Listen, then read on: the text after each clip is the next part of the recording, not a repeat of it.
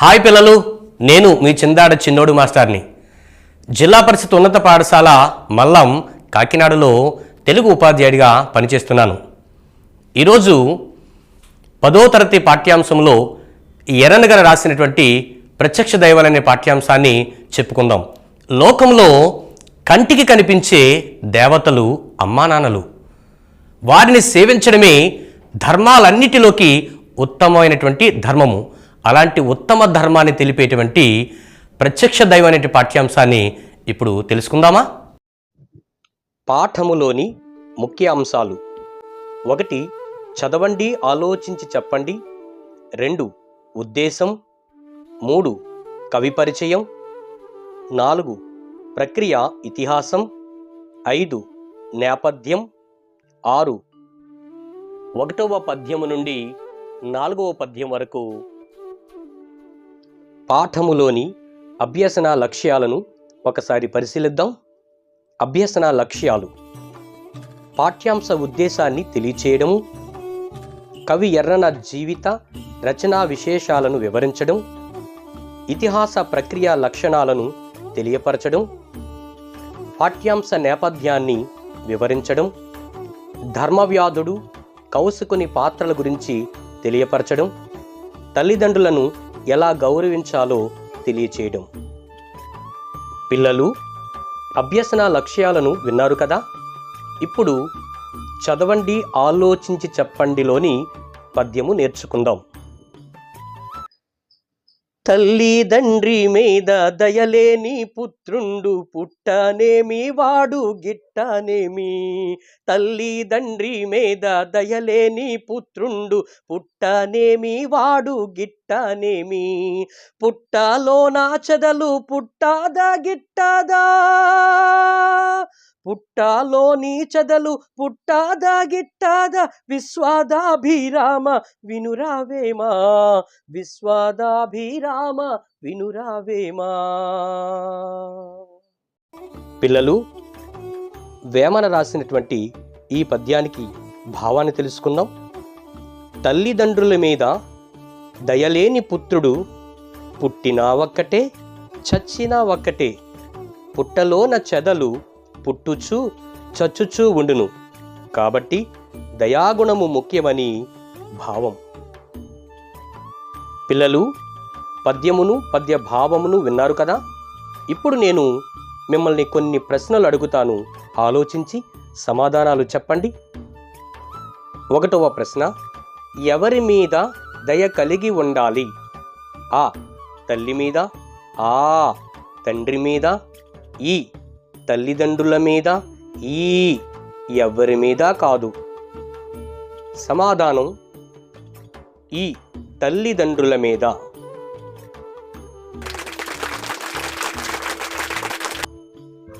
రెండవ ప్రశ్న: కవి చెదపురుగులతో ఎవరిని పోల్చాడు? ఆ. తల్లిదండ్రులను. ఆ. దయలేని పుత్రుడిని. ఈ. సజ్జనులను. ఈ. అందరినీ. సమాధానం: ఆ. తల్లిదండ్రుల మీద దయలేని పుత్రుడిని.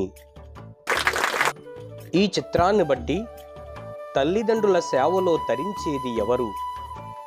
ఆ. పెద్దలు. ఆ. ఉపాధ్యాయులు. ఈ. పిల్లలు. ఈ. తల్లిదండ్రులు.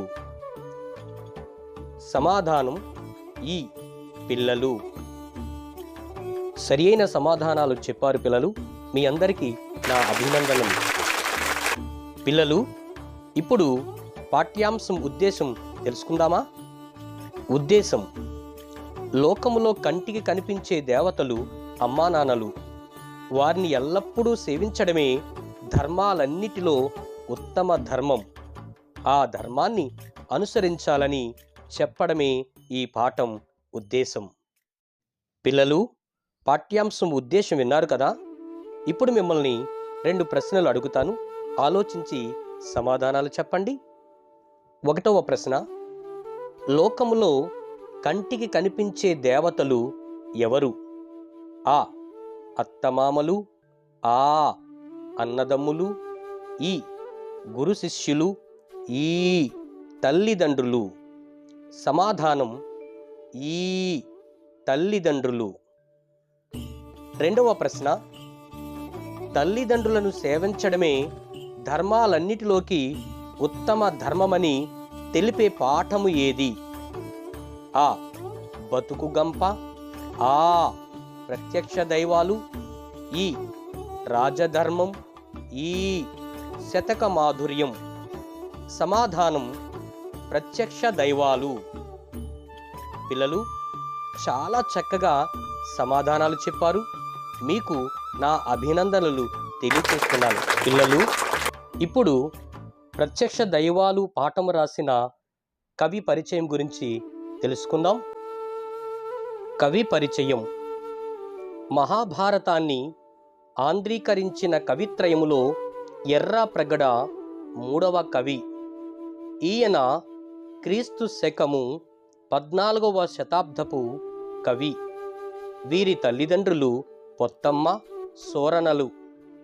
పాకనాడు సీమ, ప్రకాశం జిల్లా కందుకూరు సమీపములో గుడ్లూరు గ్రామములో జన్మించారు. అద్దంకిని రాజధానిగా చేసుకుని పరిపాలించిన ప్రోలయ వేమారెడ్డి ఆస్థాన కవిగా ఉన్నారు. రామాయణం, హరివంశం, అరణ్యపర్వ శేషం, నృసింహ పురాణం వీరి రచనలు. శంభుదాసుడు, ప్రబంధ పరమేశ్వరుడు అనే బిరుదులతో ప్రసిద్ధి పొందారు. వీరి రచనా శైలిలో సూక్తి వైచిత్రి పేరెన్నికగన్నది. ఈ పాఠం మహాభారతం అరణ్య పర్వములోని 5వ ఆశ్వాసము నుంచి స్వీకరించబడింది. పిల్లలు కవి పరిచయం విన్నారు కదా. కొన్ని ప్రశ్నలు అడుగుతాను, సమాధానాలు చెప్పండి. మొదటి ప్రశ్న, కవిత్రయములో ఎర్రన ఎన్నవ కవి? ఆ ప్రథమ కవి, ఆ రెండవ కవి, ఈ మూడవ కవి, ఈ నాలుగవ కవి. సరైన సమాధానం ఈ మూడవ కవి. రెండవ ప్రశ్న, ఎర్రన ఏ రాజు ఆస్థానములో కవిగా ఉన్నాడు?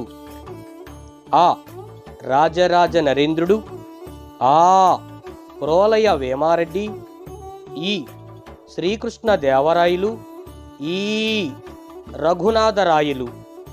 సరైన సమాధానం ప్రోలయ వేమారెడ్డి. మూడవ ప్రశ్న, ఈ కింది వానిలో ఎర్రన రచన కాని దానిని గుర్తించండి. ఆ నృసింహ పురాణం, ఆ రామాయణం, ఈ హరివంశం, ఈ అరణ్యపర్వ పూర్వభాగం. సరైన సమాధానం ఈ అరణ్యపర్వ పూర్వభాగం. నాలుగవ ప్రశ్న, కవి ఎర్రన రచనా శైలిని గుర్తించండి. ఆ రసాభ్యుచిత బంధం, ఆ నాటకీయత, ఈ సూక్తి వైచిత్రి, ఈ అక్షర రమ్యత. సరైన సమాధానం ఈ సూక్తి వైచిత్రి. చాలా చక్కగా సమాధానాలు చెప్పారు పిల్లలు. మీకు నా అభినందనలు. ఇప్పుడు పాఠ్యాంశ ప్రక్రియ గురించి తెలుసుకుందాం. ప్రక్రియ ఇతిహాసం.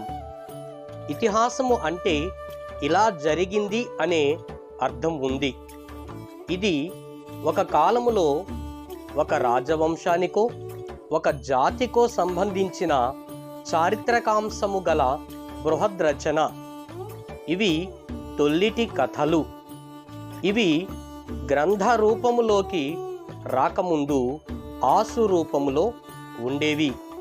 ఇతిహాసాలు చతుర్విధ పురుషార్థాలు, ఉపదేశాలు, పూర్వ వృత్తాంత కథలతో కూడి ఉంటాయి. ఇతిహాసాలలో కథాకథనానికి ప్రాధాన్యం ఉంటుంది. రామాయణ మహాభారతాలు ఇతిహాసాలు. పిల్లలు ప్రక్రియ ఇతిహాసం గురించి విన్నారు కదా. ఇప్పుడు కొన్ని ప్రశ్నలు అడుగుతాను, ఆలోచించి సమాధానాలు చెప్పండి. 1. ఇలా జరిగింది అనే అర్థం తెలిపిన కవితా ప్రక్రియ ఏది? ఆ. పురాణం, ఆ. ఇతిహాసం, ఈ. ప్రబంధం, ఈ. కథానిక. సరైన సమాధానం ఆ. ఇతిహాసం. 2వ ప్రశ్న, ఇతిహాసాలలో దేనికి ప్రాధాన్యత ఉంటుంది? ఆ. నాటకీయత, ఆ. వర్ణన, ఈ. కథాకథనానికి, ఈ. ఏది కాదు. సరైన సమాధానం ఈ. కథాకథనానికి. 3వ ప్రశ్న, ఒక కాలములో ఒక రాజ్య వంశానికో ఒక జాతికో సంబంధించిన చారిత్రకాంశము గల రచనను ఏమంటారు? ఆ. ప్రబంధం, ఆ. పురాణం, ఈ. పురాణ కథ, ఈ. ఇతిహాసం. సరైన సమాధానం ఈ. ఇతిహాసం. 4వ ప్రశ్న, రామాయణ మహాభారతాలకు ఏమని పేరు? ఆ. ప్రబంధం, ఆ. పురాణం, ఈ. ఇతిహాసం, ఈ. పైవన్నీ. సరైన సమాధానం ఈ. ఇతిహాసం. పిల్లలు చాలా చక్కగా సమాధానాలు చెప్పారు. మీకు మరొక్కసారి అభినందనలు. ఇప్పుడు పాఠ్యాంశ నేపథ్యం ఉందామా? నేపథ్యం: అరణ్యవాసములో ఉన్న ధర్మరాజుతో మార్కండేయ మహర్షి కౌశికుని గాథను చెబుతాడు. కౌశికుని విద్యాభ్యాసం ముగిసినట్లు గురువు ప్రకటిస్తాడు. గృహస్థాశ్రమం స్వీకరించి తల్లిదండ్రులను సేవించమని చెబుతాడు. కానీ కౌశికుడు మరింత జ్ఞానార్జన చేసి సకల ధర్మాలను తెలుసుకోవాలని బయలుదేరుతాడు. ఒకనాడు మర్రి చెట్టు నీడలో కూర్చుని వేదాధ్యయనం చేస్తుంటాడు. చెట్టుపైనున్న పక్షి ఆయనపై రెట్ట వేస్తుంది. కోపంతో దాని వంక చూడగా అది కాలి బూడిదవుతుంది. ఆ తరువాత మధ్యాహ్న సమయంలో ఒక ఇంటి ముందు నిలబడి భిక్ష కోరతాడు. ఆ ఇంటి ఇల్లాలు అదే సమయంలో ఇంటికి వచ్చిన భర్తను సేవిస్తూ ఉండడం వల్ల భిక్ష వేయడం ఆలస్యమవుతుంది. నిర్లక్ష్యం చేసిందనే కోపంతో కౌశికుడు ఇల్లాలి వంక చూడగా, మహాత్మా, నేను చెట్టుపైనున్న పక్షిని కాను, సన్యాసికి ఇంత కోపం తగదు అని మంచి మాటలు చెప్పి, ఇంకా ధర్మ సూక్ష్మాలను తెలుసుకోవాలని కోరిక ఉంటే మిథిలా నగరములో నివసించే ధర్మవ్యాధుణ్ణి కలవమని చెబుతుంది. కౌశికుడు ధర్మవ్యాధుడి దగ్గరకు వెళతాడు. ఈ నేపథ్యంలోనిదే ఈ పాఠ్యాంశం. పిల్లలు, పాఠ్యాంశ నేపథ్యం తెలుసుకున్నారు కదా? ఇప్పుడు కొన్ని ప్రశ్నలు అడుగుతాను, ఆలోచించి సమాధానాలు చెప్పండి. 1వ ప్రశ్న, అరణ్యవాసములో ఉన్న ధర్మరాజుతో మార్కండేయ మహర్షి ఎవరి గాథను చెబుతాడు? ఆ. దుర్యోధనుడు, ఆ. బృహస్పతి, ఈ. కౌశికుడు, ఈ. విశ్వామిత్రుడు. సరైన సమాధానం ఈ. కౌశికుడు. 2వ ప్రశ్న, మరింత జ్ఞానార్జన చేసి సకల ధర్మాలను తెలుసుకోవాలని బయలుదేరింది ఎవరు? ఆ. ధర్మవ్యాధుడు, ఆ. మార్కండేయ మహర్షి, ఈ. బృహస్పతి, ఈ. కౌశికుడు. సరైన సమాధానం ఈ. కౌశికుడు. 3వ ప్రశ్న, మిథిలా నగరములో నివసించే వ్యక్తి ఎవరు? ఆ. కౌశికుడు, ఆ. ధర్మరాజు, ఈ. మార్కండేయుడు, ఈ. ధర్మవ్యాధుడు. సరైన సమాధానం ఈ. ధర్మవ్యాధుడు. పిల్లలు, 4వ ప్రశ్న, కౌశికుడు ఏ చెట్టు నీడలో కూర్చుని వేదాధ్యయనం చేస్తుంటాడు? ఆ. రాగి చెట్టు. ఆ. ఉసిరి చెట్టు. ఈ. మామిడి చెట్టు. ఈ. మర్రి చెట్టు. సరైన సమాధానం ఈ మర్రి చెట్టు. పిల్లలు, సరైన సమాధానాలు చెప్పినందుకు మీ అందరికీ అభినందనలు. పిల్లలు, ప్రత్యక్ష దైవాలు పాఠములోని మొదటి పద్యమును చెప్పుకుందాము. ఏ నిమ్మయి ఉత్తమ విజ్ఞానోన్నతి వడయుటకు నిజం బగుమూలంబైనది కలదొక ధర్మము. భూనుత అది నీకు దృష్టముగా ఎరిగింతున్.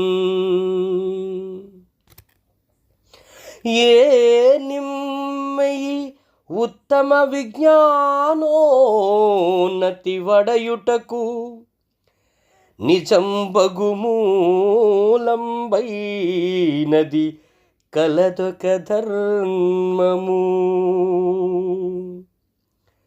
భూనుత అది నీకు దృష్టముగా ఎరిగింతున్. పద్యభావము.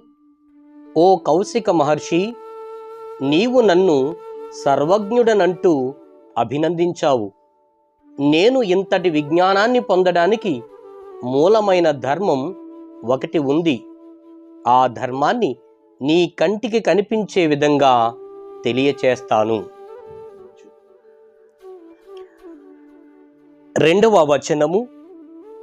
అభ్యంతర గృహంబనకు రమ్మని అతనిని తోడ్కొని చని మనోహరంబై చతుస్సాలంబై వివిధ సౌరభ సంవాసితంబైన హర్మ్యంబునందు మహితాసనాసీనులైన వారిన్ తన జననీ జనకుల అభిమతాహార పరితోషితుల పరమాంబరాభరణ గంధమాల్యాలంకృతమూర్తులనతనికింజూపి తానును తత్పాద ప్రణామంబు చేసి వారలన్ కుశలం బడిగిన నయ్యిరువురన్ పుత్రునకిట్లనిరి.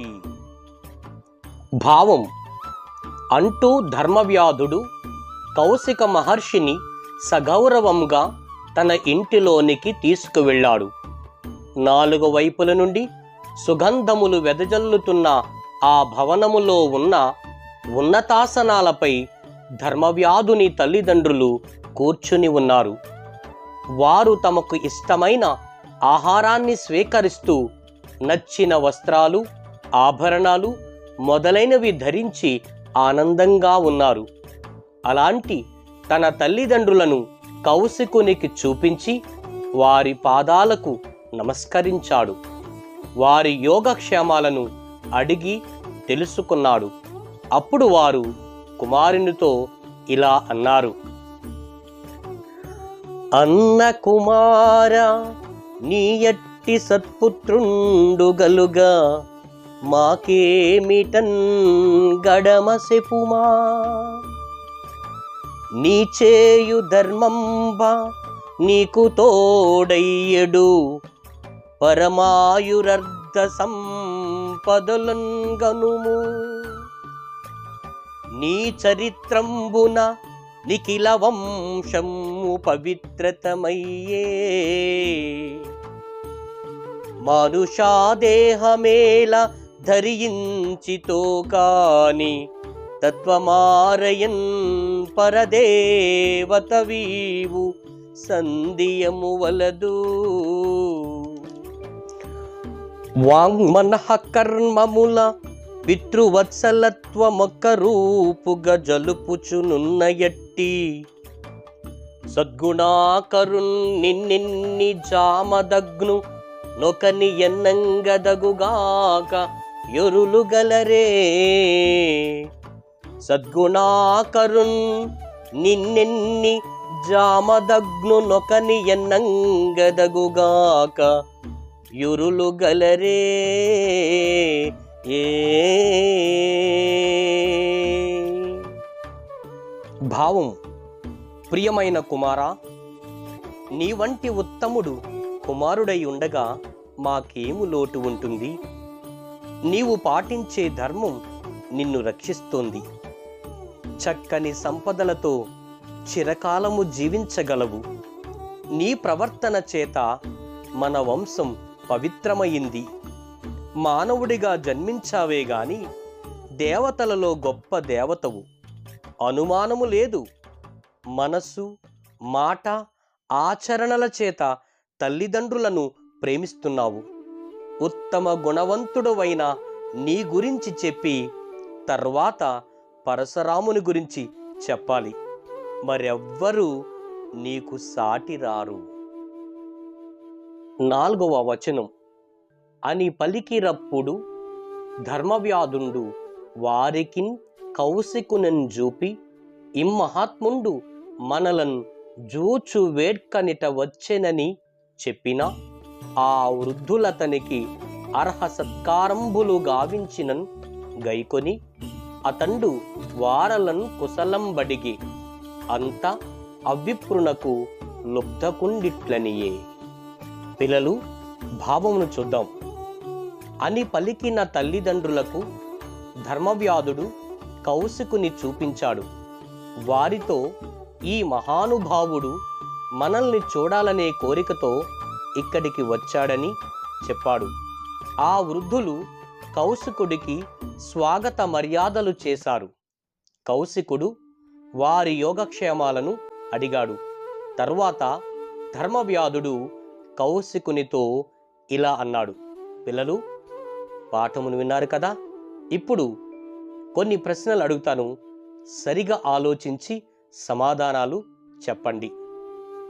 1వ ప్రశ్న: ధర్మవ్యాధుడిని సర్వజ్ఞుడు అని ఎవరు అభినందించారు? ఆ. కౌశికుడు, ఆ. ధర్మరాజు, ఈ. తల్లిదండ్రులు, ఈ. మార్కండేయ మహర్షి. సరైన సమాధానం ఆ. కౌశికుడు. 2వ ప్రశ్న: ధర్మవ్యాధుడు సగౌరవంగా ఎవరిని తన ఇంటిలోనికి ఆహ్వానించాడు? ఆ. గురువుని, ఆ. తల్లిదండ్రులను, ఈ. కౌశికుడిని, ఈ. ధర్మరాజుని. సరైన సమాధానం ఈ. కౌశికుడిని.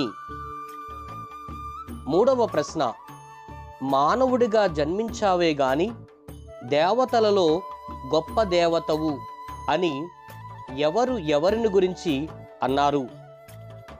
ఆ. కౌశికుడు ధర్మవ్యాధునితో, ఆ. గురువు కౌశికునితో, ఈ. మార్కండేయ మహర్షి ధర్మవ్యాధునితో, ఈ. తల్లిదండ్రులు ధర్మవ్యాధునితో. సరైన సమాధానము ఈ. తల్లిదండ్రులు ధర్మవ్యాధునితో. పిల్లలు, చాలా చక్కగా ప్రశ్నలకు జవాబులు చెప్పారు. మీ అందరికీ మరొక్కసారి అభినందనలు. మిగిలిన పాఠ్యాంశంతో మళ్ళీ కలుద్దాం.